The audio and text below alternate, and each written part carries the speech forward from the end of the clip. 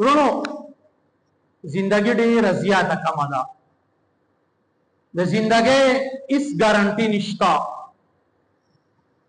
تاسو سوچو کې زمونږ دی کلی کې دې نږدې ورځو کې څو الکان څو نوجوانان په ناڅاپي مرګ سره چې دی هغه وفات شو د قشان زما ستا د زندګۍ پته نه لګي چې مونږ د خپل زندگی دا قیمتي کو د یو سکند دا یو منټ دا یو غنټه دا یو ساعت دا قیمتي کو دا هارون الرشید بادشاہ دربار تا یو کس راغی مداری تاسو خیال کړی د سکولونو ته کله ناکله داسې کسان راشي ماشومانو ته راغون شي هغه خپل کرتبونه خي بیا ولا څوک 10 روپۍ څوک 15 روپۍ څوک 20 دا ولا ورکي هغه خپل اونر خي نو د هارون الرشید بادشاہ نه اجازه وغوښته او وی چې خپل کرتب کومه وزیران راغون شو محفل روک شو هغه مداری راولګي د ستنې وی وسره یا وستنې خخ کړه لستنې وسره په لاس کې وی وزیران غیر چاپیره ناس کی خلق راغون شوی دی بادشاہ ناس دی دغه مداری دا وستن ورتا وکړه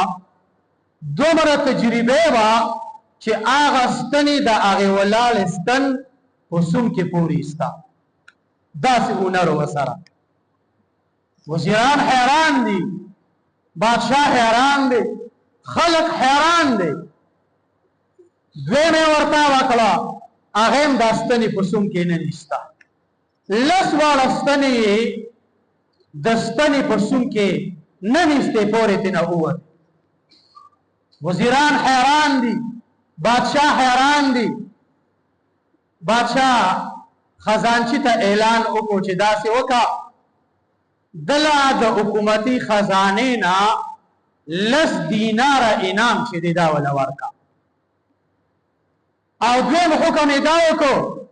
چې د دې 10 دینار نه رسکو ورلا 10 کوړی چې دی دا ورکا 10 دینار ورکا 10 کوړی ورکا وزیران حیران خلک حیران شو لا بادشاہ سوي انعام خو لزه ورکی چې یو ناشنا کرتبه وکړو دستن په سوم کې ستن نه نيستا ایوانه لستنی پکې نه نيستي خو چې دا لس کوړي ولا ورکی نا یو وزیر پکې د بادشاہ نه تاسو کو بادشاہ سلامت دا 10 دینار حدود د انعام شو خدا 10 کوړي ولا پکم کار په بدله کې تاسو ورکوي نو بادشاہ ولا جواب ورکو ودالسو دینار د انعام شو زکه چې د یو ناشنا کرتب چې دی هغه وکړو او د 10 کوړي د سزا ده زکه چې دل الله عقل ورکړي دی دل الله زندگی ورکړي دا دل الله ټیم ورکړي دی دل الله وخت ورکړي دی دغ الله هغه قیمتي وخت هغه قیمتي زندگی هغه قیمتي لمحات هغه قیمتي عقل په یو غیر شرعي کار کې په یو عبث کار کې چې دا خپل عقل استعمال کړي دي خپل ټیم خپل وخت دا چې دی هغه خراب کړي دي دغه په سزا کې د 10 کوړي دا چې دی هغه ورکول کیږي نو مولا الله عقل را کړی دی کنا